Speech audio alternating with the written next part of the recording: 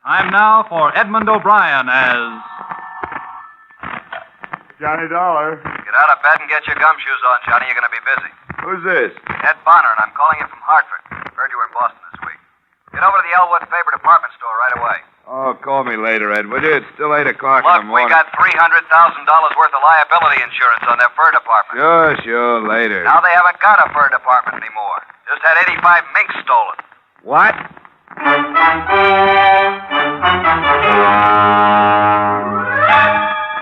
Edmund O'Brien, in another transcribed adventure of the man with the action-packed expense account.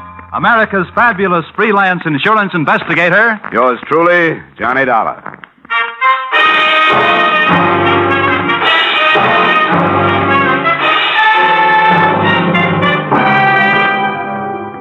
Expense account submitted by Special Investigator Johnny Dollar to Mr. Ed Bonner, Mutual Liability Company, Hartford, Connecticut. The following is an accounting of expenditures incurred during investigation of burglary affecting policy issued to Elwood Faber Department Store, Boston, Massachusetts, or the 85 Little Minks. Expense account. Item, $1.90. Taxi fare to Stewart Street entrance of Elwood Faber Department Store, where a police emergency ambulance was standing open. 2 police officers were helping a man in a white coat load a blanket-wrapped figure onto the ambulance litter. I got my first information from the intern. What's up? Oh, I didn't work the wagon. I pick up where everything else left off. Guy's name's Cronin. He's a night watchman here. Dead? Oh, about an inch away. We already gave him a transfusion upstairs. If the bullets don't kill him, the exposure will. What does that mean? Besides holes in his chest, he's also got frostbite. Somebody plugged him, let him lay in the cold storage vault where they keep the furs. How long ago? Oh, who knows? All right, Percy, wind it up. Let's get out of here. Come on.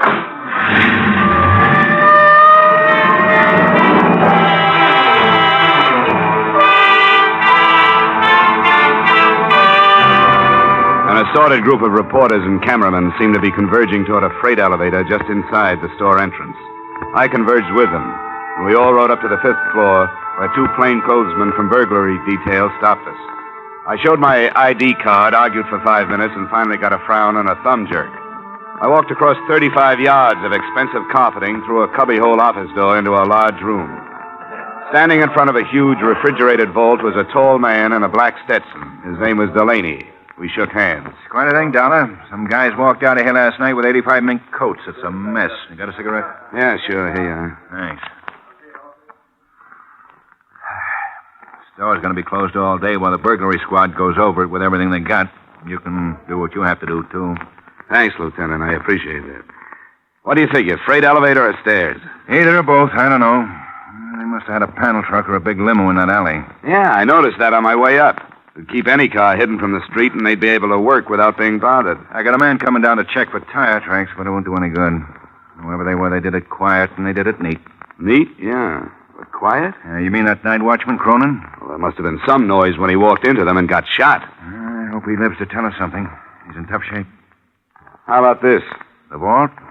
Just like the banks have, only smaller. And you can also hang meat in it. Not pried or blasted or cut into, just plain old-fashioned tumbler work. Sandpapered fingers and all. That wouldn't surprise me. Somebody was plenty good. Not even marks of a jimmy or pry tool to feel an edge. Just picked and plucked as nice as you please, and 14 little tumblers fell back. The door swung open. I thought that kind of thing stopped with Jimmy Valentine. Yeah, so did I. Who reported it? A guy named Dmitri Stroganoff, manager of the fur department. Come on. He's in his office now giving a statement of a couple of my boys. You can have a listen in. All I can say, I ask you, gentlemen, that I just hope... There's your pigeon, Donna. How could Ain't he a such beaut? things happen to Dmitri Stroganoff? Aha! Lieutenant Delahanty. Mr. Stroganoff, this is Mr. Dollar. He represents your insurance company. Oh, your acquaintanceship, Mr. Dollar, above all else I am glad to make. Aha! 85 mink coats valued at $300,000, coin of the realm. You have, of course, brought check for same, yes? No. What? The adjuster will do that, Mr. Stroganoff. I'm an investigator, but don't worry. Week by week, month by month, 14 years, I get 2 words from the insurance company. 2 words, pay premium. Now it's Stroganoff's turn to say back is 2 words. Pay Stroganoff. Believe me, Mr. Stroganoff, your money's waiting for you in a vault in a bank in Hartford where nobody can get it but you. Waltz, pa. Suppose you go right on with your statement, Mr. Stroganoff. We have to have it, you know. Why is my 8 for mink in this direction? I answer you. Customer telephones Friday. Send over mink coat right away, she says. I send. Night comes, she wears coat to party. To breakfast next morning, she's also wearing coat, maybe eggs she's eating. To party Saturday and to cocktail Sunday also. Monday, aha. My husband does not like coat. I'm sending back, she says. Mink. Real tough, Mr. Stroganoff. You can never tell what people will do next. I, Dmitri Stroganoff, can tell. Look, if you'll just answer a few questions... This morning, even as I arise, comes to me a feeling of doom. Yes. Yes. Well, now about... Something is going to happen bad, I said to myself. And when I get here, no, even before I get here, I slip and fall. No, even before that. Parking ticket for too long pass. No, even before that.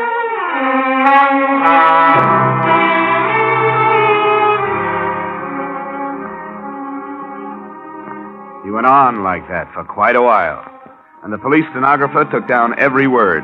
His whole testimony typed up into 23 single-spaced pages. But only the following was of any use. Stroganoff arrived at the store at approximately 8:45, found the vault door open and inside the wounded watchman Cronin, also the mink coats gone. Stroganoff notified insurance company. Stroganoff notified police in that order. Expense account, item. $1.35 for 2 ham sandwiches, 2 bottles of beer, all of which I shared with Lieutenant Delaney in Stroganoff's office. All kinds of heists. Jewels, trucks, cars, banks. But this is the best so far. A real 14-carat double-breasted A-number 1 dilly. That's what it is, Dollar. How'd they get in that safe? They just opened it up and walked in the same way you walk in your own front door, Lieutenant. Yeah, but how? Who's that good? Who? Well, there's the creepy kid.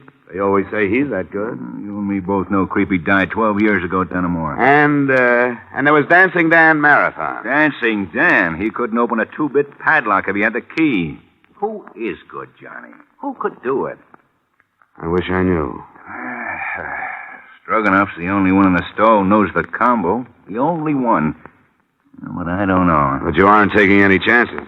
Didn't I see 2 of your men tail him out of here? You bet your life you did. And by the way, didn't you put in a call to your office and have him checked on? You bet your life I did. Cop work. All the time we got... Delaney. Yeah, hi, Richie. Well, give it to me. Yeah. All right, thanks. Hospital, Dollar. The night watchman? Cronin died 10 minutes ago without saying a word. I was hoping he'd be able to fill in some gaps. Well, he does. At least one. Which one? The other watchman's story about playing the radio. What other watchman? Al Reedy.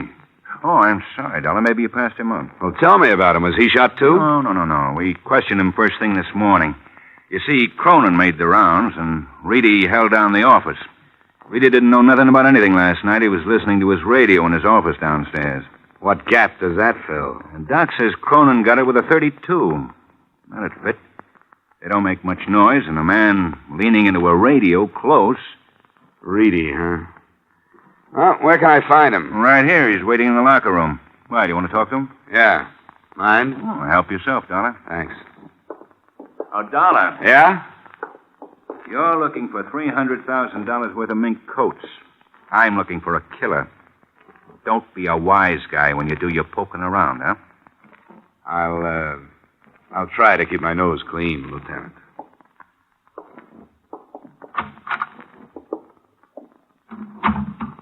Yeah? Hello. You Al Reedy? You another cop? In a way, yeah. In what way? Insurance investigator. All right, Mr. Insurance Investigator. Am I supposed to tell you something that'll tip the whole thing? No, Mr. Night Watchman. You're just supposed to tell me how things went for you last night. Swell. I sat in my office from 10 to 6, went home, went to bed. Got picked up by 2 big flat-footed coppers at 7:30. And here I am. How'd things go with you last night? You sound a little put out, Reedy. Or are you used to places being heisted where you work? What kind of a nasty crack is that?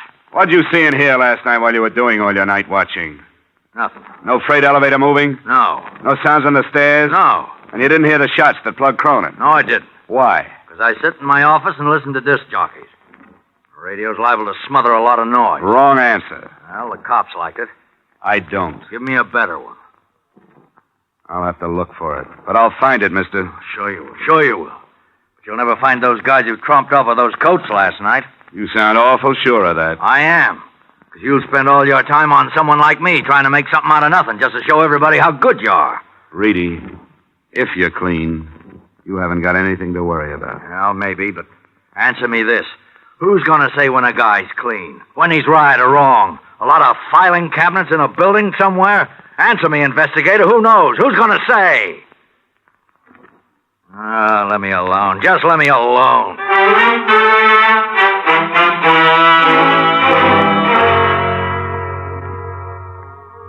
I didn't know what to make of Al Reedy, but I did know I wanted to know more about him.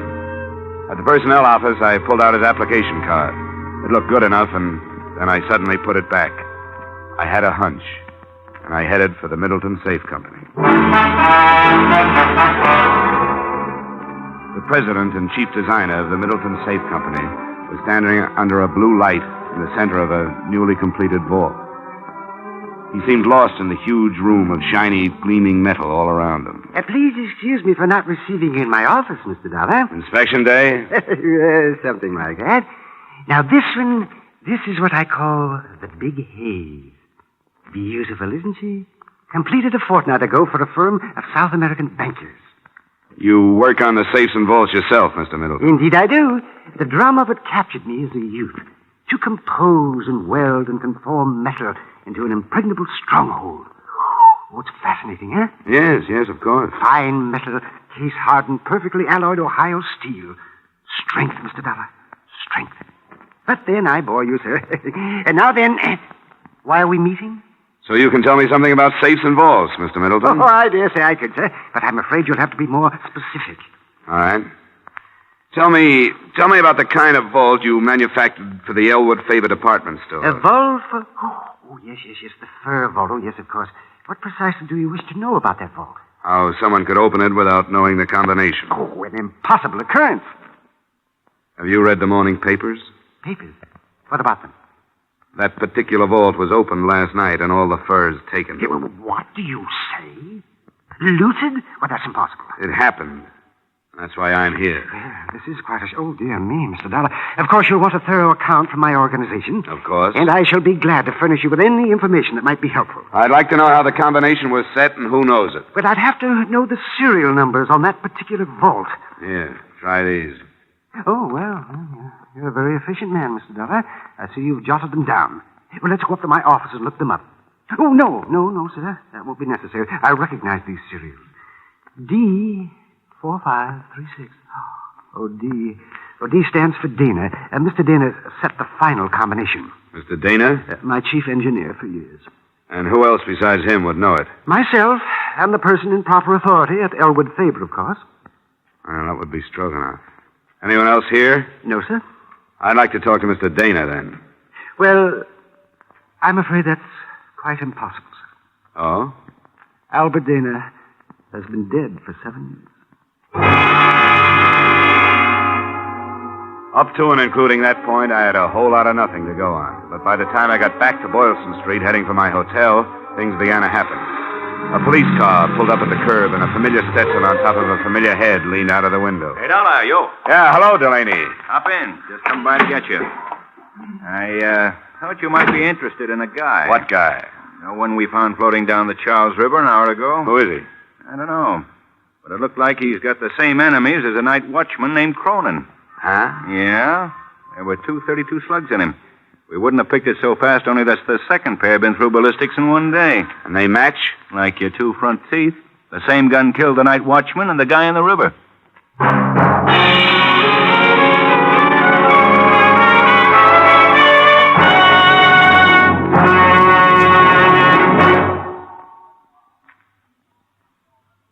In just a moment, we will return to the second act of Johnny Dollar. But first, it's a family night on the Bing Crosby Show again this Wednesday. Brother Bob and Bing's son Gary already have scored with the Groner this month. And tomorrow night, Bing's 14-year-old twins, Philip and Dennis, make their debut as a guest team. You'll hear the kids trying to sell Dad a membership in the Bing Crosby Fan Club, a scheme that backfires. And you'll hear some rare and wonderful singing. CBS cordially invites you to hear The Bing Crosby Show this Wednesday and every Wednesday over most of these same CBS stations. Now, with our star, Edmund O'Brien, we return to the second act of yours truly, Johnny Dollar.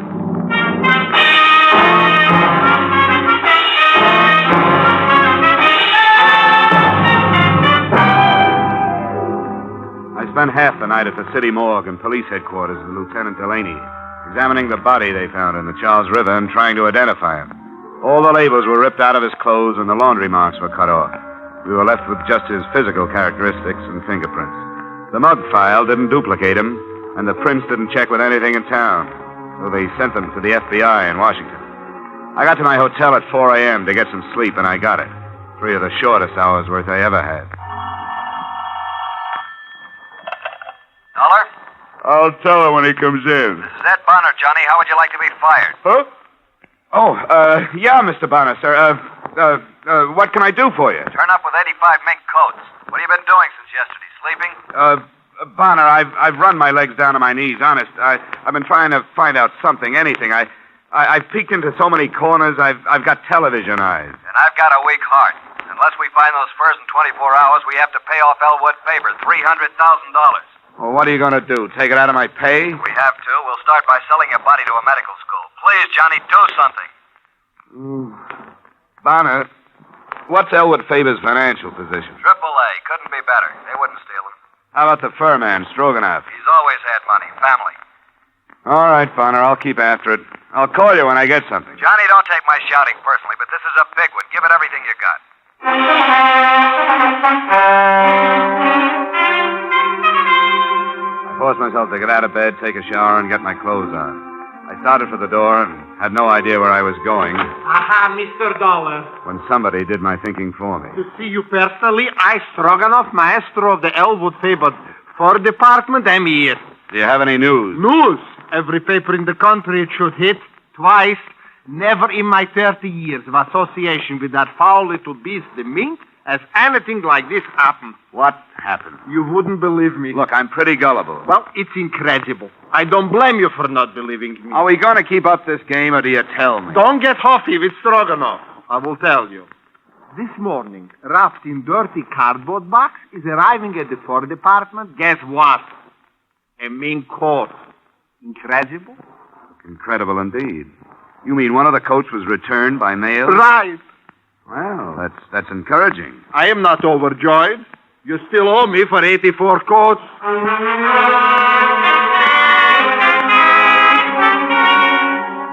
Item, $1.90 for cab fare to Elwood Faber. It didn't make any sense that the men or man who committed murder to make the heist would return anything. But one coat had come back. And in the pocket, I found a small piece of slick cardboard. It was only 1/3 of an inch long, but there were 3 words on it. Country Club Dance.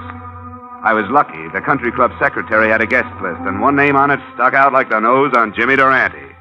Patricia Reedy. Yes? Oh, Miss Reedy? Yes. Who are you? Name's Johnny Dollar. Your father is employed at Elwood Faber, isn't he? That's right, but Is he in now? he's probably in bed. May I help you? I don't know. I saw you at the country club dance the other night. Oh, were you there? Oh, I couldn't keep my eyes off you, especially when you had that mink coat on. The mink. Well, Talk with this guy, Pat. What do you want, Dollar? Some information. Patty, will you make some coffee or something? all right, Dave. Anything else? Oh, nothing I can't handle. Okay, Dollar, what are you doing here? Who asked you into my house? My job. I came to find out about a mink coat that showed up at Elwood Faber this morning. Look, let's go out in the hall and talk. Okay. All right, Reedy, let's hear it. Now, don't go into a long song and dance. I'll tell you everything. Just the way it was. And I'd be real interested. The way I figure it, you helped in the theft. You maybe even killed Cronin. You kept one of the coats, but you got scared you might be caught with it, so you sent it back. Your daughter left the dance ticket in the pocket. All right. Here's the story right down the line. I didn't help in the heist. I had nothing to do with it. I didn't even know what was happening. Like I told you, I was in my office, listening to the radio. Tell me, Reedy. You ever been arrested? Well, Dollar, you're smart enough to find it out sooner or later. I served time, sure. You might as well know. Lots of it. Elwood Faber would be interested to know a trusted watchman served time. Well, what'd you expect me to do when I got out? Curl up and die? I gotta live, too. I'm straight now. Well, almost. I had a wife and a kid. The wife died. You've seen the kid in there. For 13 years of her life, she had nothing. But now I'm trying to make up for that. Everything I do is for her, not for me. What about the coat? Sure, I took it. I borrowed it. Well, the safe was locked up for the night. I've been borrowing stuff right along. Whenever my kid needed anything, I always return 'em in good shape. I told Pat they let me do it. She don't know nothing. That's kind of a strange philosophy. I don't even know how to spell philosophy. But I do know this. That girl in there has a life ahead of her. Her mind's behind me. I got to give her every chance I can to look good, to act good, to use her brains, to meet the right people and go to the right places. Not just for dough, you understand, a millionaire husband, but just for a right guy and a fair crack at happiness. Uh-huh. Oh, you guys are all the same. You work from a little book, printed directions. Everything's black and white in life. Nobody's human. Oh, well, that's that. I don't know what you're going to do, but I hope it don't blast that kid's life to pieces.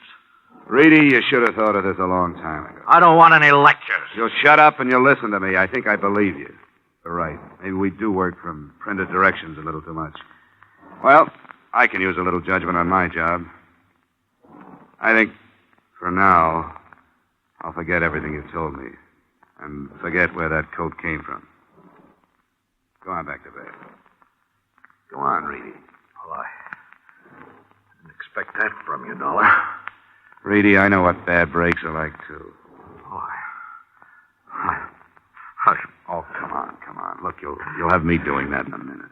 Hey, Dollar, I don't go in for this stool pigeon stuff. I never have. But now I see it another way. It doesn't matter what you tell as long as you tell it to the right guy. What does that mean? I'm going to give you something. It'll take them at least 24 hours to identify the guy they found in the Charles River. Picture in the paper this morning. Well, I can tell you right now who he is. Who is he? Ted Gray. Worked in Elwood Faber about 6 weeks. Was fired 2 weeks ago. How do you know? Oh, I just know.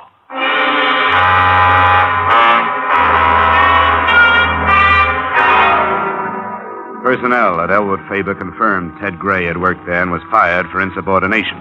His address was 1432 Parkhurst Avenue, and I was over there in 15 minutes. It was an ordinary, undistinguished apartment house. No one answered when I knocked at apartment 12A. But the door was unlocked. Except for the furniture, the room had almost nothing to offer.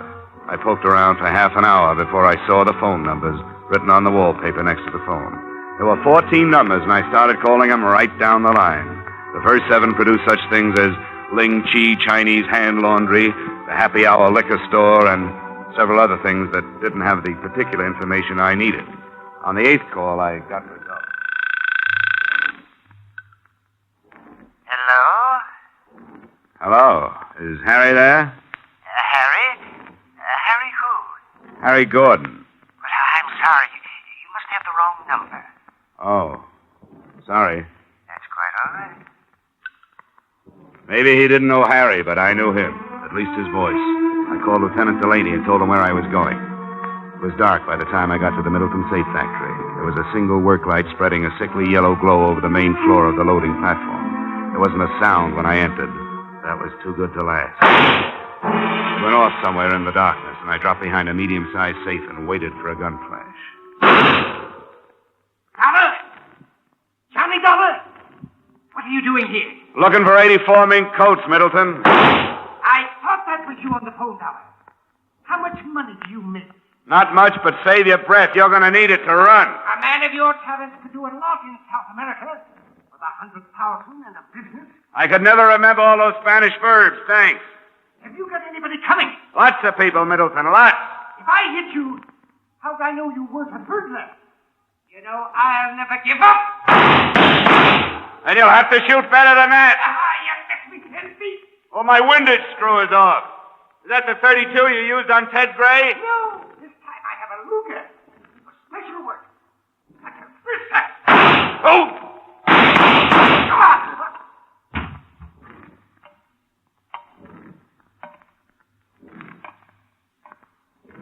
That Luger didn't help you much, Middleton.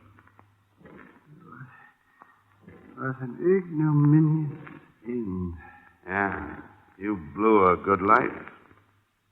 Well, I could never find what I wanted. Look, I know why you kicked the watchman over, but why your own boy, Gray?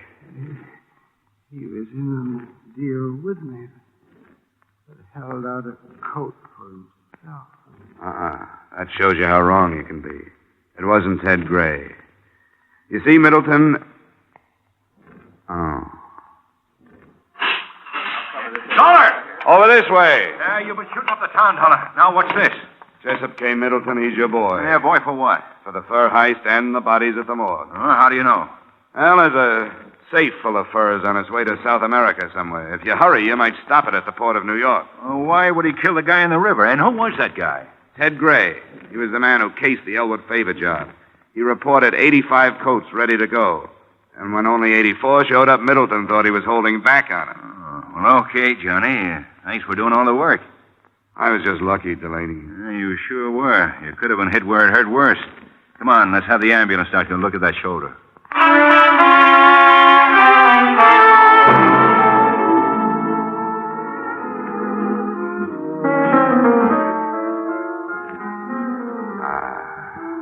This is the only way to live. Miss Reedy, you... Make it Pat. You know, you're great on your feet. Well, what about you, Johnny? Dancing with your arm in a sling. Well, I took the no-hands course at Arthur Murray's. Pardon me, Mr. Dollar. There's a phone call at your table. Oh, thanks, waiter. Come on, Pat.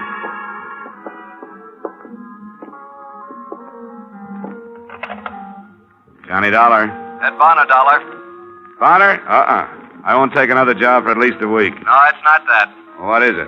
Are you afraid I'll put a night out on the swindle sheet? You aren't finished. Not finished. Hey, you got the coats, didn't you? Yeah, we found the safe down at the dock. Caught it just before it was loaded for South America. There were 84 coats in it, all right. But you know the one that was sent back in the mail? It's been stolen again. One's still missing. Oh, really? Oh, that. Oh, yeah.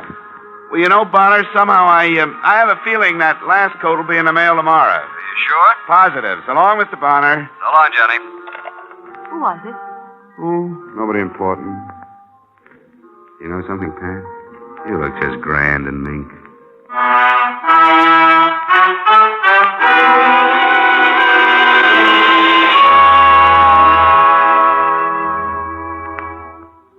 Well, the coat did show up the next day and in the mail. Maybe she'll have one of her own someday. Me?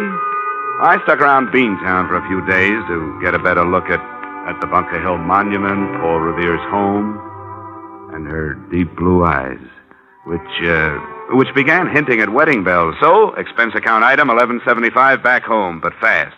Expense account total $384.16. Yours, truly, Johnny Dollar.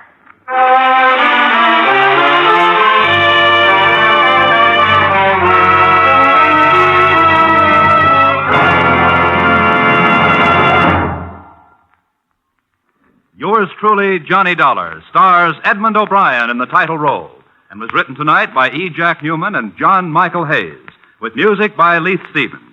Featured in our cast were Harry Bartell, Joseph Kearns, Hans Conried, Bill Johnstone, Howard McNear, and Gloria Blondell. Yours truly, Johnny Dollar, is produced and directed by Jaime Del Valle.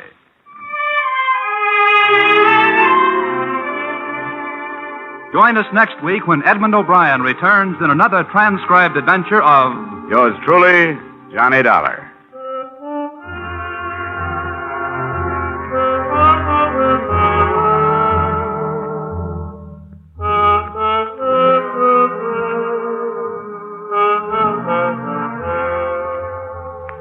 If you've got a piece of string handy, you better tie it around your fingers so you won't forget to file your income tax return.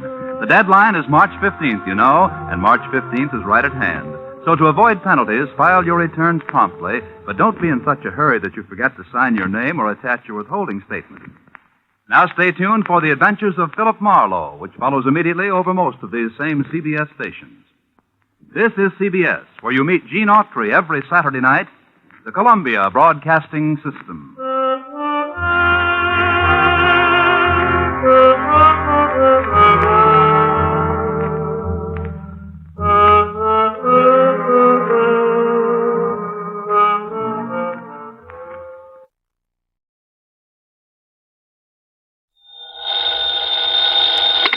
Johnny Dollar. Henry Bascom, Johnny, at Four State Insurance Company. Well, hiya, Hank. It's been a long, long time. Yeah, I know. Johnny, are you free to come down here and look into something for us? Henry, as long as somebody pays my expense account, and of course a nice fat fee, I'll go anywhere. Johnny, for once, you're not going to be able to pad that freewheeling expense account of yours. Any bets? Why not? Because the investigation I want you to make is right here in New York City. Oh, well, there's always the fee to fall back on. How much? Usual percentage of the face value of the policy. Okay, only how big is the policy? Johnny, hold your hat. It's about 200... Well, I mean, it's what? just under... $200? Johnny. Listen, Hank, my cut on a policy as small as that wouldn't buy me a sandwich and a cup of coffee. No, listen. And I suppose you'll question every penny I put on the expense account. Look, you didn't... Why don't you just pay it off and save you and me and the company a lot of time, labor, and soap? What kind of a policy is it? Straight life. Huh? But listen, you didn't let me finish. The face value of this policy is a little under $200,000. 200... Oh? Yeah. Well? Hank, my buddy, my bosom pal, for an assignment like that, for the nice commission it's going to pay me, I'd walk to New York. Only maybe you better grab a plane or a train instead. Right. I'll be there.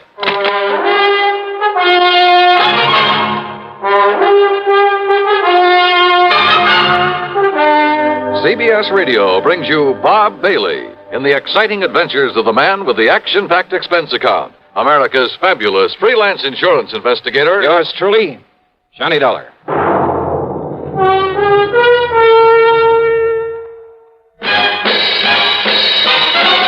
Are you smoking more now, but enjoying it less? Have a real cigarette, have a Camel. The best tobacco makes the very best smoke. Have a real cigarette, have a Camel. Are you looking for flavor and mildness? Have a real cigarette, have a Camel. The best tobacco makes the very best smoke. Have a real cigarette, a real cigarette, a real cigarette, have a Camel. If you're smoking more today, but enjoying it less, try Camels. The Camel blend of costly Turkish and domestic tobaccos has never been equaled for rich flavor, easygoing mildness, real smoking satisfaction every time you light up.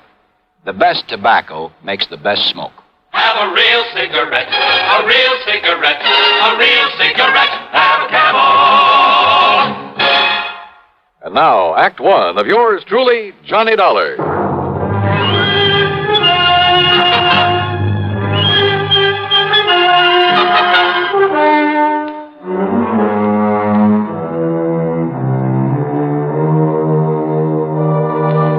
Expense account submitted by Special Investigator Johnny Dollar to the Four State Insurance Company, New York City office.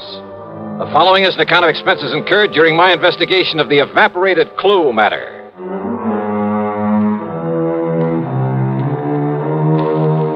Expense account item 1, 5 1/4 for a taxi out to Bradley Field.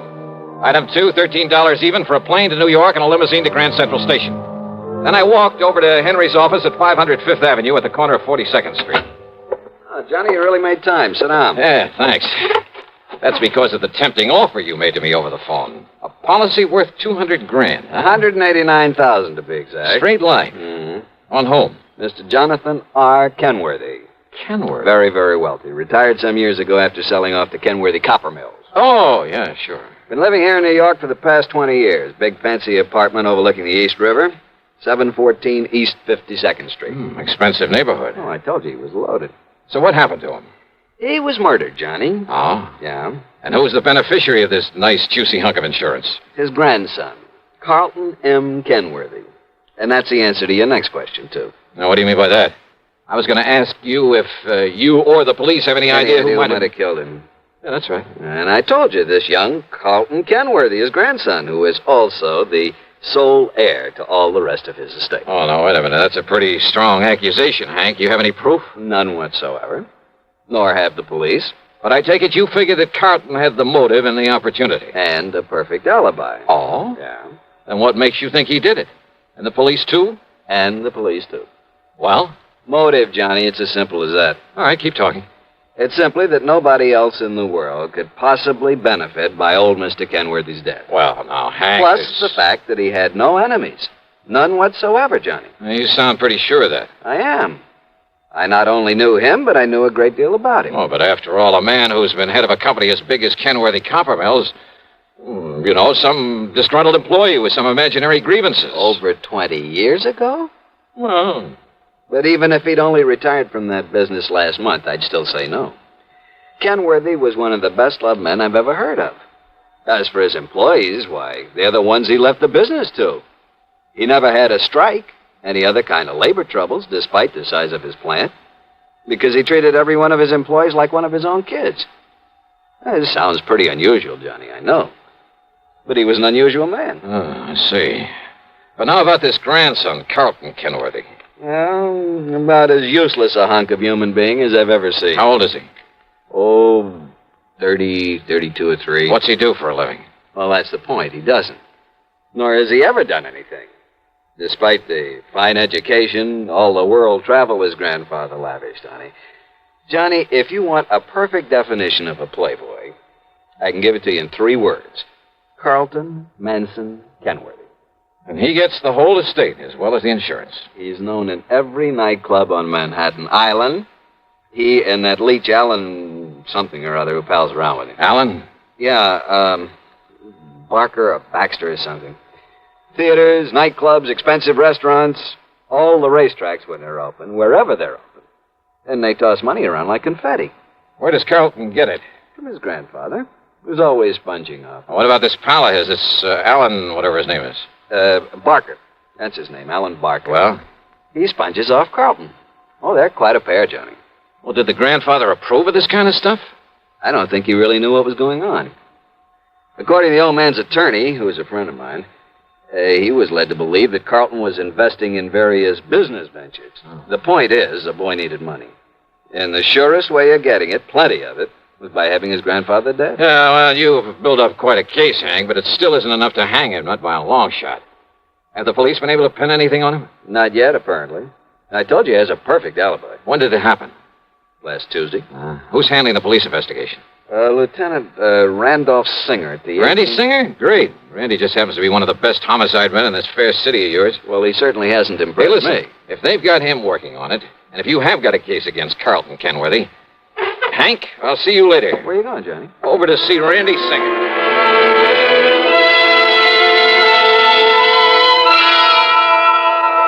Sure, Johnny, I'm just as sure as your friend Hank at the insurance company. Why, Randy? Well, the way that boy played around. Cost him a fortune.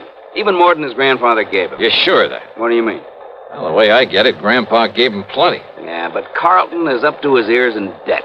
Every time the boys raid a plush gambling joint, there he is. He and that hanger-on of his, Alan Barker. Like peas in a pod, those two. Then he probably welcomed the raids. Sure. Probably kept him from having to pay off some of his losses. Yeah, he's still in up to his ears. And as long as he's the only one who could possibly benefit from Grandpappy's death, as long as we're sure that nobody else had any reason for killing him, and we are... How and when and where was he killed? Tuesday night in his apartment. He was struck on the back of the head with a heavy wrought iron poker from the fireplace. One good wallop, and he was done for. Hank says that Carlton has an alibi. Yeah, airtight. I checked it every way I can. From here, that is. And where's your case against him? But if you can break that alibi... But, Randy, if you've checked it out... I said from here. But if that company of yours will pay your expenses to Alaska... Alaska? That's right. Oh, look, with such flimsy evidence... Will you do it, Johnny? But now listen, Just Randy... to, let's say, to get me off the hook. But I'm still not convinced that... Johnny... Okay, Randy, sure.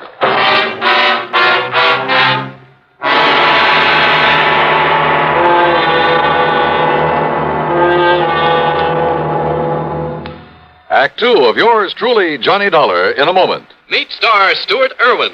Nothing's worse for an actor than a nasty cold. To feel better quickly, I take wonderful 4-way cold tablets. The fast way to relieve cold distress. Right. Tests of all the leading cold tablets proved 4-way fastest acting.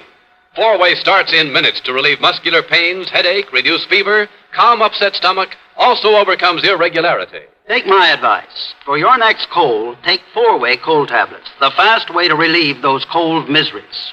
4-way, only 29 cents. And now here's a word about another fine product of Grove Laboratories. To get rid of embarrassing dandruff in 3 minutes, change to Fitch Dandruff Remover Shampoo. 3 minutes with Fitch regularly is guaranteed to keep unsightly dandruff away forever. Apply Fitch before wetting hair, rub in 1 minute. Add water, lather 1 minute. Then rinse 1 minute. Every trace of dandruff goes down the drain. 3 minutes with Fitch and embarrassing dandruff's gone. At the same time, Fitch can brighten hair up to 35%. Get Fitch Dandruff Remover Shampoo today. And now, Act Two of yours truly, Johnny Dollar, and the evaporated clue matter.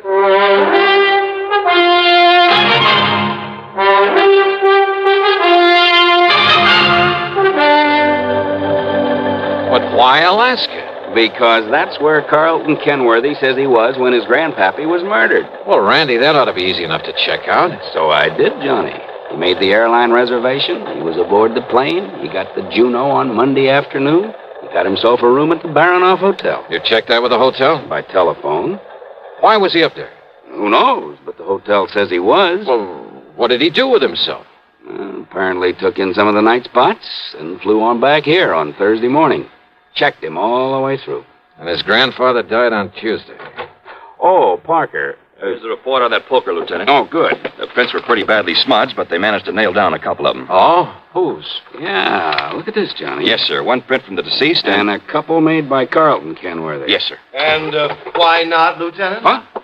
Kenworthy. After all, as I told you several times, I've often made up the fire for my grandfather there in his apartment.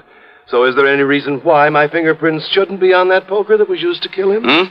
He's got a point there, Randy. Well, listen. Of course I have. The fact remains... And didn't this officer say the prints of both myself and my grandfather were badly smudged? Yes. So, whoever did it wiped off his own prints and part of ours. Quite possible, Randy. The fact remains, The fact Kenworthy... remains that I was in Alaska when my grandfather was murdered. Why, Carlton? Just a little trip, a little fun, just... Who are you? Johnny Dollar, investigator for the insurance company.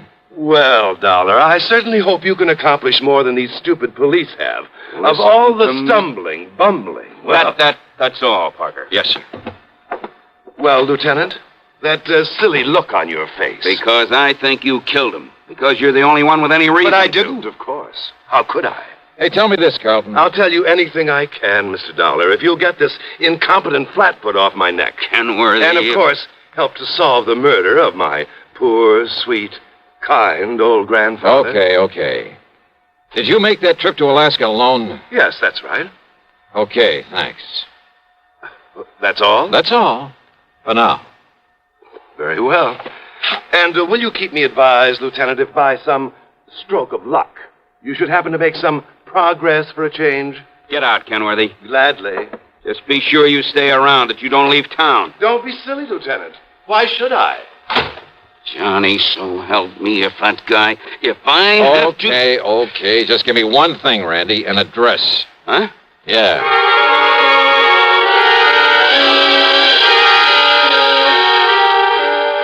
I could see why Randy'd harbor no love for Carlton Kenworthy. His attitude there at headquarters got under my skin, too. Expense account item 3, $1 even for a cab to Alan Barker's apartment. And I saw immediately why Randy had said they were like two peas in a pod, despite the fact Carlton was a good deal huskier. They were so much alike, I wondered if there was some blood relationship. Hardly, Mr. Dollar. We're simply good friends, that's all. Our tastes are alike in liquor and women. We like to do the same things, and... well, that's why we get along so well together, why we're known as the Inseparables. Alan, did you know that Carlton was going to Alaska? I certainly did. I drove him to his plane on Monday, and on Thursday I met his return flight and drove him back to his flat. Missed him like the very devil, incidentally. You keep a car here in the city? In the garage down in the basement. What did you do while he was away? Felt terribly at loose ends, but then I had my car washed and greased and took a long trip. Oh, when? I left Monday evening. Where'd you go? Oh, I drove several hundred miles. Took little side roads and byways that probably aren't even on the map. Think perhaps you could retrace your route? Good heavens, no. Oh, I did end up somewhere near Albany before starting back Wednesday morning. Uh-huh. Did you stay in Albany? My memory's a bit vague, Mr. Dollar, but I'm quite sure I didn't. Well, where did you stay over? Well, this may sound fantastic to you. Where? But I haven't the least idea. I took a couple of bottles with me. And they, coupled with the fact I was in completely unfamiliar country and that at night one little roadside motel looked as good as any other, well, I just don't know. You know, you make things sound pretty bad for yourself, Alan. I beg your pardon? Considering the way you've been sponging off Carlton Kenworthy, well, offhand, I'd say you had as much reason to want his grandfather out of the way as he did. I beg your And without pardon. a very good explanation of your whereabouts at the time of the murder. Now, look here, Dollar. But you know something? I don't think you have enough guts to have made those lily white hands of yours wield that poker. Horrid thought. And yet, on the other hand... Well, yes, Dollar? As an accessory. Accessory? That's right. I'll see you later, Alan. Now, look here. Just don't leave town.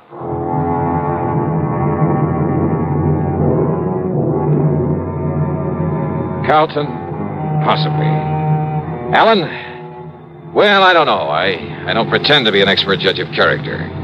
But I'd swear that Alan wasn't capable of killing a man. And yet, as Randy had said, unless we could somehow break Carlton's alibi.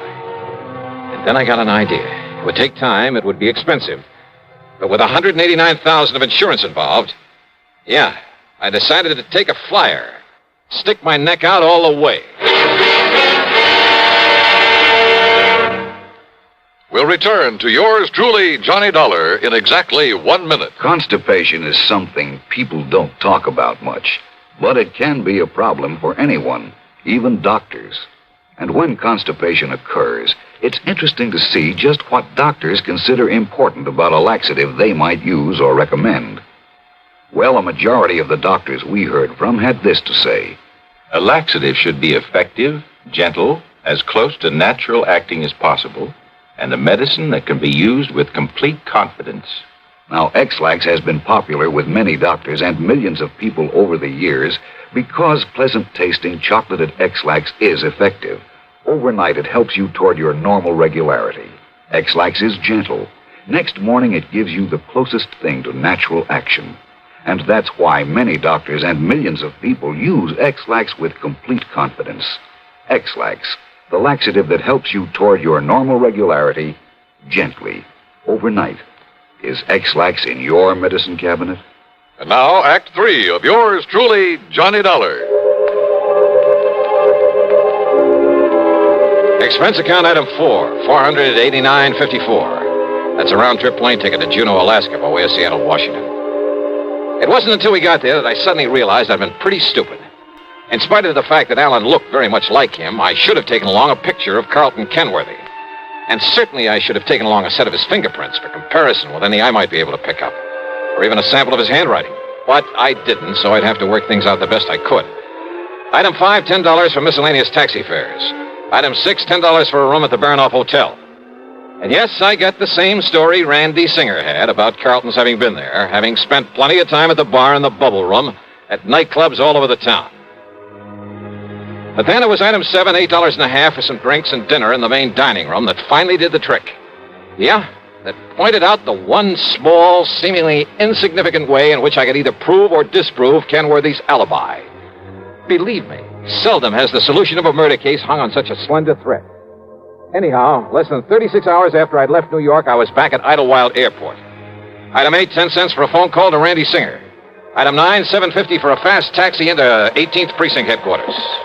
Johnny, where you been anyway? Did you get in touch with Carlton? He's right here in my office. Good boy, Randy. Well, hello, Carlton. Ungodly hour to drag a man out of bed and over here. Yeah, have a bad night of it? Alan and I did do the town a bit. Have you found some lead, I believe you call it, on the killer of my grandfather? Yeah, maybe.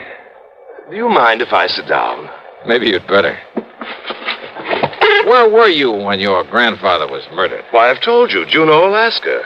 You know Alaska pretty well? I know nothing about it. This is my first trip and a very brief one. You stayed at the Baranoff Hotel? That's right. Check with them, and you'll find I was there on Monday, Tuesday, and Wednesday.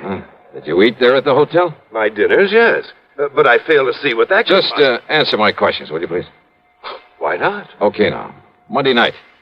Cocktails in the bubble room? That's right. But what difference could that possibly... And, what did you have for dinner? Now, that's a stupid question. Yeah?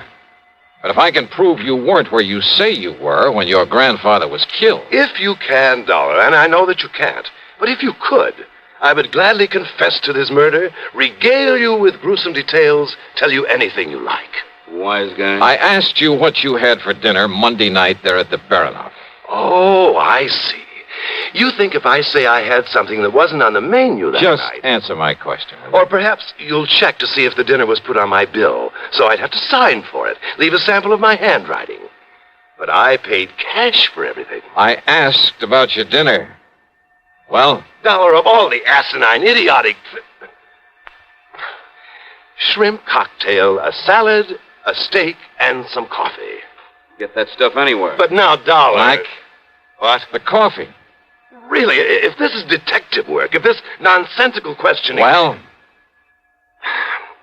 No, Mr. Dollar. I had my coffee with cream and sugar. Oh, you ordered cream? I used the cream that was on the table. Look here, now, of all the silly, absurd, childish Cream was on the table? Of course it was. Real cream? Yes, and the sugar was real sugar. That's beside the point. But what you hope to gain by all this, stupid... Oh, you mean you solved this heinous crime without knowing about the sugar, little boy? That's right. Because you'd already told me you were never there. What? Because Alan went up there instead, didn't he? Using your name to establish an alibi for you. Now, what miraculous deduction leads you Because of your certainty about that cream on the table. Of course I'm certain. Doesn't any decent restaurant put cream on the table? No, not up there. What? What's that, Johnny? But he didn't tell me that. I don't know why, Randy. Maybe no big dairy farms yet. Maybe just plain habit. Maybe they like it better. Dollar, how did you find out But about on every table, even in the best places, you'll find no cream. But a little can of evaporated milk. Like to check on it? Well, I'll be doggone. It was Alan. Did Alan tell you that? Did Alan give me away because he thought he could get the money if I knew he was my friend only because of the money I could give him, but listen, he's as guilty as I am, Mr. Dollar. Is he? Of course he is, because he helped me kill my grandfather. Well, isn't he? I'll prove it. I'll prove I couldn't have killed him without his help. Do you hear me, Dollar? Do you hear me? You think that's going to help you in court?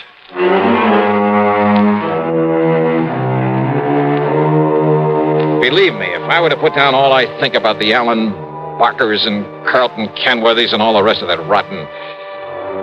why bother? What's the use? Expense account total, including incidentals, the trip back to Hartford, $574 even. Yours truly, Johnny Dollar.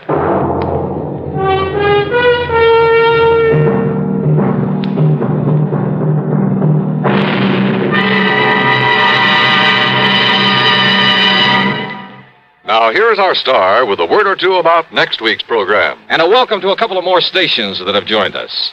WBRK in Pittsfield, Massachusetts, and WKNY over in Kingston, New York. We're glad to have you with us. And, man, how this network grows and grows. As for next week, well, I wonder just how you'd feel sitting on top of a nuclear explosive device, knowing the darn thing may go off any second and blow you to kingdom come. I know how I feel. And I'll tell you all about it on my program next Sunday, as usual, right here on the CBS radio station that brings you all the best in programming.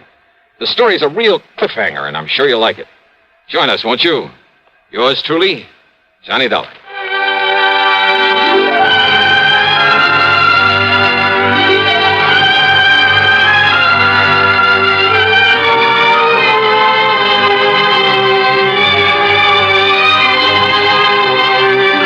Yours truly, Johnny Dollar, starring Bob Bailey, originates in Hollywood and is written, produced, and directed by Jack Johnstone. Heard in our cast were Harry Bartell, Herb Vigran, Carlton G. Young, Herb Ellis, and Jack Edwards. Be sure to join us next week, same time and station, for another exciting story of yours truly, Johnny Dollar.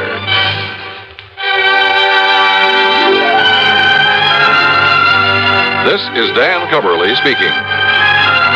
Suspense follows on the CBS Radio Network. Better buys are your reward, and orange holders for a Ford. Get your orange guaranteed from the largest dealer in Albany. In the heart of Auto Row, Orange is the place to go. Orange Motors has the parts that's true, plus 44 years of experience too. Orange Motors, if you're wise, for better service, better buy. It's easy to have a new Ford Falcon in your garage. Orange Motors has an excellent choice of Falcons in all colors, automatic or standard shift, 2-doors or 4-door. For a nominal down payment, you can own a Ford Falcon for as low as $50 a month. Think of it, a new Ford Falcon for only $50 a month. Want one? Come to Orange Motors in Albany. Better Ford buys, used or new, at $7.99 Central Avenue. Orange Motors, if you're wise, for better service, better buy. Radio 59 WROW, first on the dial in Albany, Troy, and Schenectady.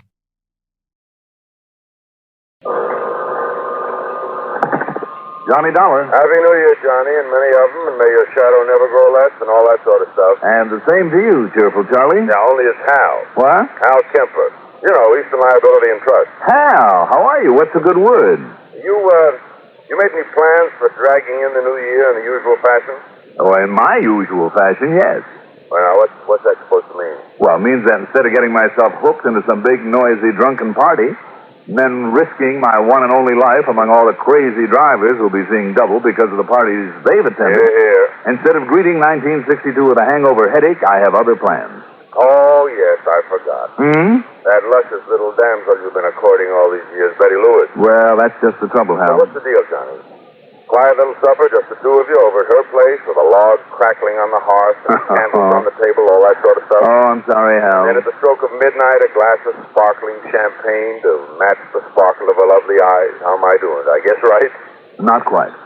Betty's out in Ohio spending the holidays with her folks. Oh, well, good. What's good about it? It means you have no plans. So, Johnny, I'll tell you what you do. Sorry, Hal, but I'm going to be sensible, stay right here, have me a quiet little drink, listen to all the celebrations on the radio, get a good night's sleep, and start the new year cool, calm, and hope I can make a good one of it. Well, now, before you settle down, Johnny, how's about coming over here to my house for a few minutes? Hal, I'm sorry. No, I want you to meet and talk to Dr. Albert Begley is all. Dr. Begley? The heart man? The heart man.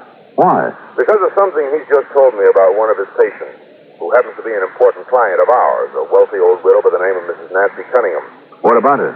You come on over here to the house. Let Dr. Begley tell you. Hal, on New Year's Eve? Look, I thought I got over the point that I'd rather stay out of a car tonight. Let's wait until sometime in 1962, like tomorrow, maybe. Now, only one trouble, Johnny. If we do wait, if what Dr. Begley says is true, that nice little old lady might never live to see 1962. Oh? Yeah. I'll be right over.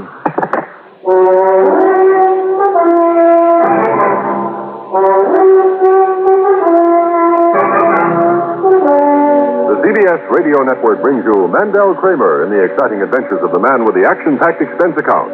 America's fabulous freelance insurance investigator, yours truly, Johnny Dollar.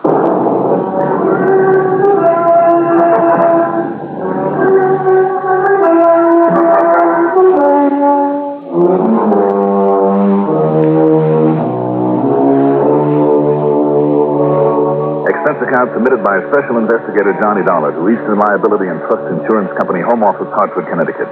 Following is an account of expenses incurred during my investigation of the one-too-many matter.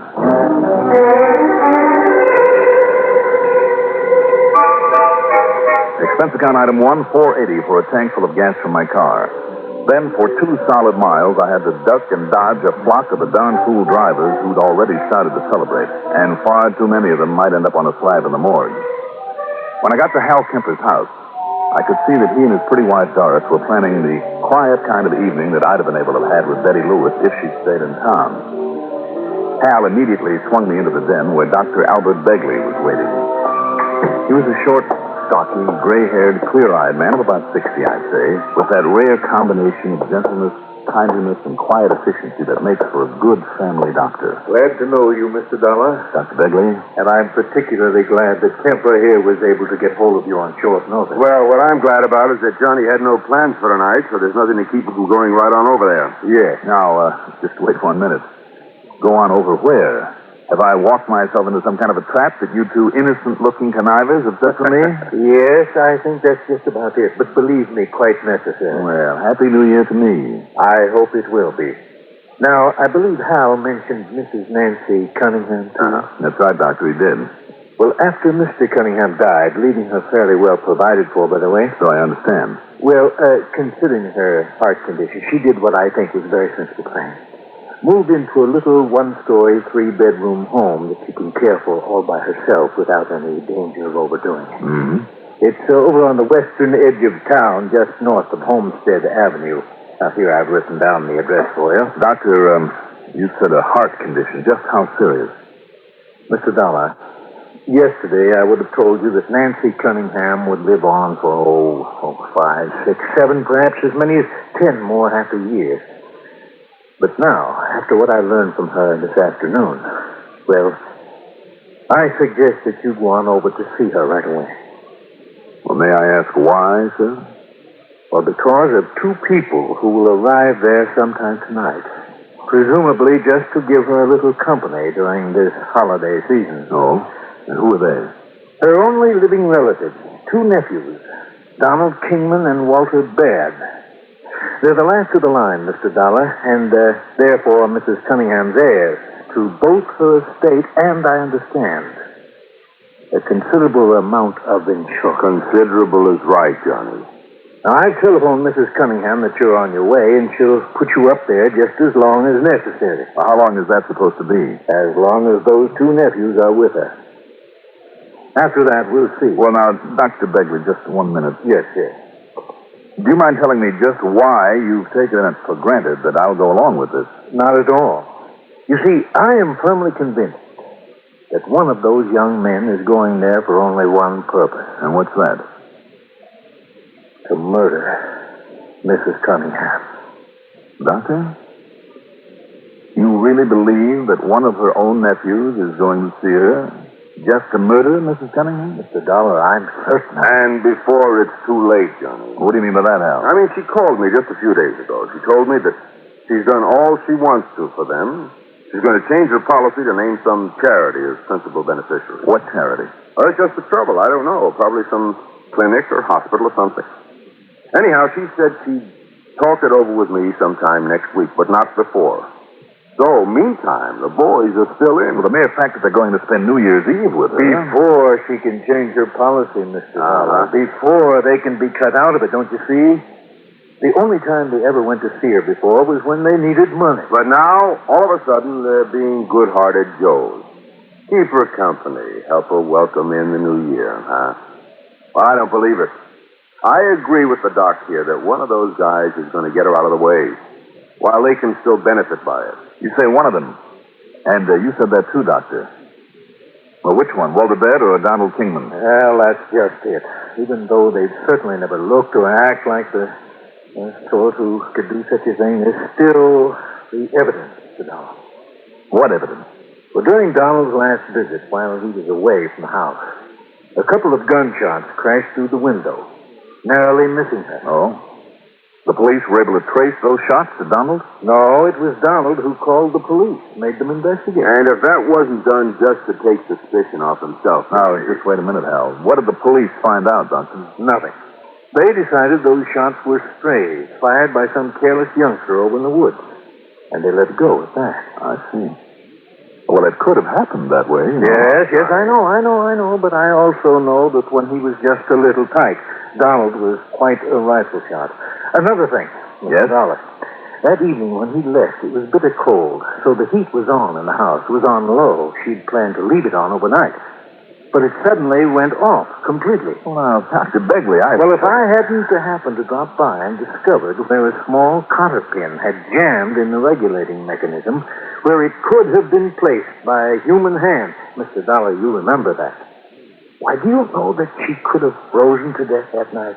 Doctor, you know as well as I do that neither of those things can be called real evidence of an intent to kill her. I don't believe it.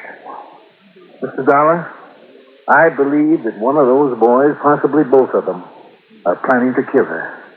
And now that she's planning to change her insurance. They haven't much time. Do they know that? Well, they must. But you're not sure. Does it make any difference? Don't you see, Mr. Dollar? They don't get her insurance until she's dead. That's the point, Johnny. And unless she dies before she can change the beneficiary. Well, don't you see, there can be only one reason why they give up the sort of big party or dance those boys would usually go to on a night like this and spend their New Year's Eve with her. Or am I just acting like a suspicious old fool? I don't think so. You, Johnny? I don't know, Hal. Tell me, where do Walter Baird and Donald Kingman live? Up in Springfield. Together? No, just a couple of apartments up there. Neither of them is married. Mm-hmm. How old are they, by the way? Oh, middle 20s. Don is assistant manager in a supermarket, and Walter has a job in a bank, I think. Yeah. Doctor, did Mrs. Cunningham tell you what time she's expecting them? Sometime this evening, she said. In other words, Johnny, you better get on your horse. Okay. I'll go on over and see her.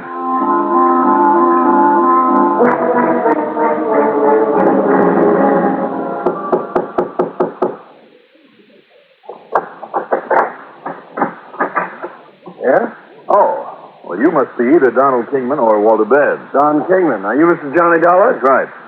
Well, Happy New Year, and come in, Mr. Dollar. Thank you. Old Doc Begley phoned out Nancy just a little while ago and said you'd be here. Oh? And I say good, the more the merrier. Come on to meet my cousin, Walter Baird. Walter, this is Mr. Johnny Dollar, and you know who he is. I certainly do. Well, Walter. Glad to know you, Mr. Dollar. Happy New Year. You too. Who is it, boys? Mr. Johnny Dollar, Aunt Nancy. Oh, good. Please excuse me, Mr. Dollar, but I'm still dressing for our little party. Oh, surely, Mrs. Cunningham. I didn't realize how late it was. Well, at my age, it takes a bit longer to get ready than it used to. Well, that's perfectly all right. I'll be with you in just a few minutes. Well, sit down, Mr. Dollar. Make yourself comfortable. Sure. Well, my goodness. Looks like you're planning a real evening of it. And with no pain. I picked up all this food and plates, silverware, glasses, even the tablecloth and napkins from one of those catering places on the way in. Mm-hmm. Even that portable bar. See it over there in the corner? Mm-hmm. Tomorrow morning they send a man around to pick it all up, and we won't even have to wash the dishes. Good work, Don. Pour the gentleman a drink, Walt. Sure, don't know why not. And while you're at it, pour me one, too, and one for yourself. The glasses are all set out. Better said than done. What'll it be, Mr. Dollar? Oh, scotch and soda will be fine, but a light one, huh? Right you are. Should have picked up a white over here. I wonder why Aunt Nancy never told us that she knows you, Mr. Dollar. She's been keeping things from us. Oh, has she? Well, it's about the only thing she has kept from us, I'll say that. Well, what do you mean, Walter? I'll tell you what he means, and I mean it, too. It finally got through these thick skulls of ours that it's high time we started making up for all that Aunt Nancy's done for us over the years. Oh? Yes, sir. My folks died when I was only a kid, and then later Walter's parents were killed in a smash-up. Well, if it hadn't been for Aunt Nancy, I don't know what we would have done. Here we are. Happy days. And many of them. Go. The point is, we finally came to our senses, and this little celebration tonight, well, it's only going to be the beginning. Amen. Yeah, I'm afraid that repayment of our debt to her is long overdue, and that... Hold the phone. What's the matter? 9 p.m. already. On the nose. Why? Walter, did you put the champagne on that? No, I thought... Oh, son of a gun. Oh, now, don't tell me. I'm afraid so. The champagne's the one thing we forgot. Well, as far as I'm concerned, Don't give it a second thought. There's a liquor store about 10 blocks up the street. I've got my little blue coupe out front, so I'll be back here with a couple of bottles by the time you can whistle Dixie. Tell me, Mr. Dollar, how long have you known Aunt Nancy? Mind if I ask you a couple of questions first, Don? Not a bit. Like me to sweeten that up for you first? No, thanks. This is fine. Well, I think I'll add a little scotch to mine. Walter makes them pretty pale. But, go ahead with the questions. Well, Only what was that? probably some crazy driver out there wrapped his car around a tree. Must have done a good job of it. Now, tell me this, Don. Maybe I can anticipate a couple of your questions. No? Like, did Walter and I know Aunt Nancy was considering changing her insurance to cut us off? Well, did you? Frankly, Mr. Dollar, the answer is yes. Oh, is it? And, is that the reason you have suddenly decided to be nice to her? One of them. To be perfectly honest about it, yes. At least, it was. Not anymore, though. You better explain that. She changed her mind tonight. Yesterday, as a matter of fact, but she told us about it tonight. Well, then you will get the insurance. Yes, we're still in. Instead of wiping us out and giving it to some heart foundation or going ahead with that sanitarium, she was going to build for old... Don, what's the matter? I don't know. No, I feel it too. This drink, I can't... I know. I can't get out of my chair.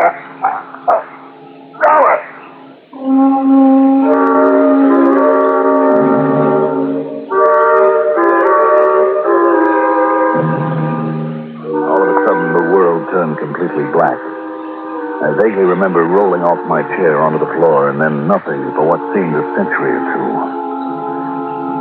Finally, in a sort of a daze, I could see a policeman standing above me and feel the flat of his hand slapping me in the face.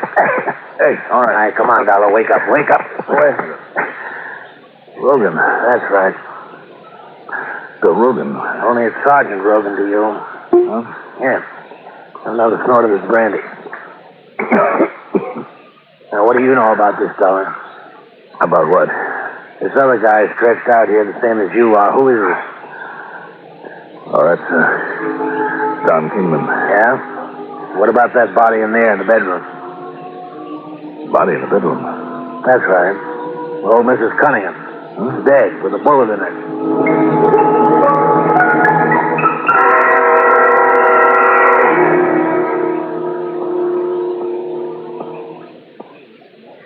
Special memo to football fans. Tomorrow's thrilling Cotton Bowl game between the Mississippi Rebels and the Texas Longhorns will be a CBS Radio Network special on most of these stations. They say the man to stop tomorrow is the galloping halfback of the University of Texas, Jimmy Saxton. But the word's around that Mississippi has a pretty strong team, too. So be on hand for the exclusive radio coverage of the Cotton Bowl game in Dallas, Texas, tomorrow at your electronic 50-yard line.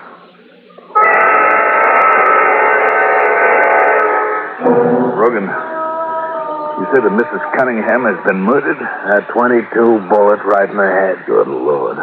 One of the other boys was up the street looking into a car crash. He heard the shot, radioed for me to get over here, and I busted my way in, and, well, what do you know about it? All I know is that Don and I were sitting here having a drink. First Don collapsed, and then it hit me. That was it, Rogan, the drink. I'll say it was. You see the sediment here in the bottom of your glass? No. Don't touch it. You don't touch anything until the lab crew gets here. All right. And there's more of that sediment in his glass sitting there on the table besides where he keeled over. You see this little envelope I found on the shelf under the bar? Tenorphine. Yeah. Looks like your and his drink were loaded with it. I couldn't even rouse him. Even this full glass over here has some in it. That's Walter's glass, and he didn't drink any. So that was it. Yeah? What was? Walter poured the drinks. Then, without touching his own, he left on an errand, or so he said. But instead, you mean, this Walter, whoever he is, came back here, killed the old lady? That his so-called errand was only to make himself an alibi, to make it look as though he wasn't here? All he had to do was show up at that liquor store. I thought that if anybody might try to kill her after all the big build-up I got, but I guess I was wrong. Yeah, look, will you start making sense? Rogan, it looks as though all you have to do is find Walter dead. Dead, huh? You got any idea where to find him? What time is it now? 10:40. Well, he can't have gone very far. Well, where'd you see... Now, hold it a minute. Sergeant Rogan. Yeah? Yeah? It was who? Okay. You sending a lab crew over here? Right. Dollar, is your head clear enough now to know what you're talking about? Well, I think so. What time did Walter Baird leave you two here? Well, wait a minute. The mantel clock had just struck 9. According to my watch, well, let's see, Yeah, it's on the nose. And that crash down the block happened less than a minute after 9. Some drunk smashed into a little blue coupe that was coming from this direction. The blue coupe? Yeah, the drunk is dead, and the other guy's in the hospital, but he'll get over it. And this other guy? Yeah, Walter Baird. So he couldn't have done this any more than Donald here could have. I mean, if Don passed out, like you say. But who then? You said you busted in. That front door was locked tighter than a drum, and there's no sign of anybody else having broken in. Well, the proof that Walter couldn't have done it. Well, then who? Dr. Begley? What? The way that he so carefully laid out for me all the reasons that Walter and Don had for wanting her dead? That is a cover-up, so I wouldn't suspect him? Yeah, well, now, and wait a minute. Charity that she might have left her money to? Some hospital or clinic, Hal Kemper told me? That's something Dr. Begley wanted money for? So much that he was willing to kill her? And as a doctor, an old friend, he'd have a key to the house, possibly. You sure you're feeling all right, Dollar? It wouldn't make any sense. Make no sense at all. You think you were making any? If he hadn't changed her insurance yet, and he must have known that, so killing her wouldn't do him any good. Dollar, listen. Yeah, what? We know that Walter couldn't have done it, okay? And we know that Donald couldn't have done it. So, that leaves you. Oh, let's not kid about it, huh, Rogan? Okay, then. Are you sure this doctor who might have a key would be more likely to know about the penorphine that was used on you? Anybody would know about that stuff and be able to get it. But are you sure this doctor has nothing to gain? The only ones who could possibly gain are Walter Baird. And he's out. And Donald here, who... Wait a minute. Well, Don couldn't have done it. Look at him. Wait a minute. Maybe I was a little befuddled from that drug, but... Look, this glass. This glass of Donald. Don't touch now. Just leave it there on the table. The point is, Rogan, did you touch it? Did you? Of course I didn't. I told you, Donald. Then that's it. It has to be. Dollar. Donald. Knocked out by the phenorphine? Sure he was. And still is. That's right, but not until after he killed her. Ah, but didn't you say Listen to me now. Those glasses have the drug in them, all right. All three of them, to make sure that I'd get some of it. And not only you, but them too. No, because if Walter himself hadn't suggested going out for the champagne, Don would have told him to, before Walter could touch his drink. And that ducking out would make Walter the only suspect in the murder. Well, of course. The only thing that cleared Walter was the accident that Donald couldn't foresee. All right. Right after Walter left, Don took his drink over to the bar to make it stronger, he told me. Actually, it was to get rid of the drug in it and pour himself a fresh one. Yeah, well, now he came back here, took a couple of sips, and when he saw the stuff was beginning to hit me, he made like he was passing out. Then, when I fell on my face, he got up, killed her, came back in here, poured some of the drug into his drink again, and passed out legitimately. And with what he thought was a perfect alibi that I would have to back up for him. Dollar, that's a darn good theory. And maybe that's the way it happened. What do you mean, maybe? When he comes to, we'll face him with it, and if he can prove otherwise, I'll eat your shirt. But whatever gave you the idea? The glass of his, Rogan. The fact that it is now sitting there on the table. Huh? He put it there after he'd done the murder. After? Yes. After he actually took the drug that made him really pass out. I don't get it. All right, listen. When he faked it, earlier, when the stuff hit me, Donald dropped his glass. Oh? Yes. It rolled onto the floor. It was one of the last things that I saw and heard. Look, see there? It left a little stain right there on the floor. Hey, you're right. He dropped it to convince me that he was passing out. But now it's up on the table. And only he could have put it there, Rogan. Satisfied?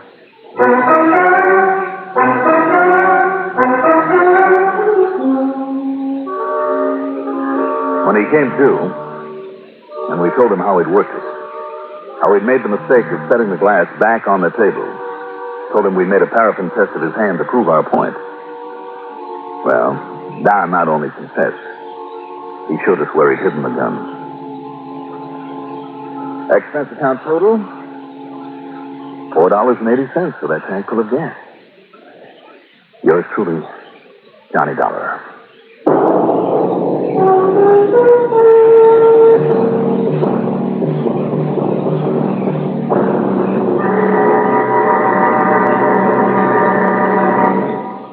Now, here is our star to tell you about next week's story. Next week, I'll be back with another case for you. But for now, I would like to wish all of you the very best of New Year. Yours truly, Johnny Dollar.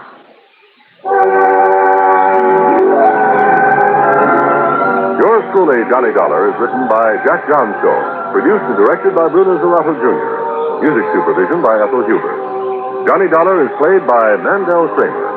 Also featured in our cast were Lawson Zerby as Dr. Begley, Alan Manson as Donald Kingman, Nat Poland as Hal Kemper, Robert Dryden as Sergeant Rogan, Doug Parkhurst as Walter Baird, and Ethel Everett as Nancy Cunningham. Be sure to join us next week, same time, same station, for another exciting story of Yours truly, Johnny Dollar. This is Art Hanna speaking.